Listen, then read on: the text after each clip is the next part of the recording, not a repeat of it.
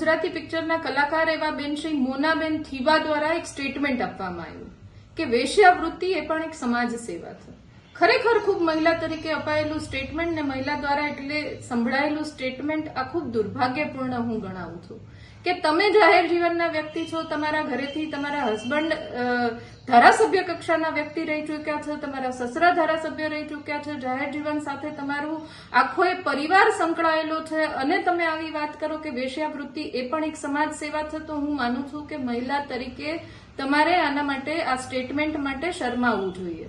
કારણ કે સંજોગો ને પરિસ્થિતિ કદાચ ગમે એ હશે, ઘણા સમય પછી ગુજરાતી પિક્ચરમાં તમારું પુનરાગમન થયું એના માટે તમને અભિનંદન પાઠવું છું. પણ જો આ પિક્ચરના પ્રમોશન માટે અપાયેલું સ્ટેટમેન્ટ હોય તો એ વખોડવા લાયક છે કે કોઈ પણ પ્રમોશન કરવા માટે આ પ્રકારે મહિલાઓનું અપમાન તમારે કરવું ન જોઈએ. કેટલી બધી સામાજિક સંસ્થાઓ વેશ્યાવૃત્તિમાંથી બાળકીઓને અને મહિલાઓને કાઢવા માટે દિવસ રાત મહેનત અને પ્રયત્ન કરી રહ્યા છે કે જેથી કરીને સામાજિક સ્તર ઊંચું આવે. કેટલી બધી એનજીઓઝ આ મહિલાઓને ફરીથી સોસાયટીમાં પ્રસ્થાપિત કરવા માટે મોટી મોટી મુહિમ ચલાવી રહ્યા છે અને ત્યારે તમે આવું સ્ટેટમેન્ટ આપો છો કે આ પણ એક સમાજ સેવા છે, તો હું માનું છું ત્યાં સુધી આના માટે તમારે જાહેર મીડિયાના માધ્યમથી માફી માંગવી જોઈએ. અને જો તમને એવું લાગતું હોય કે તમે જે કીધું એ બરાબર છે, તો હું પણ જાણવા માંગુ છું કે આવી સમાજ સેવા કરવા માટે કેટલી બહેનો સામેથી આવે છે કે કેટલી બહેનો આ સમાજ સેવા કરવા માટે જ્યાં છે ત્યાં પોતાની એ જ પરિસ્થિતિમાં રહેવા માંગે છે.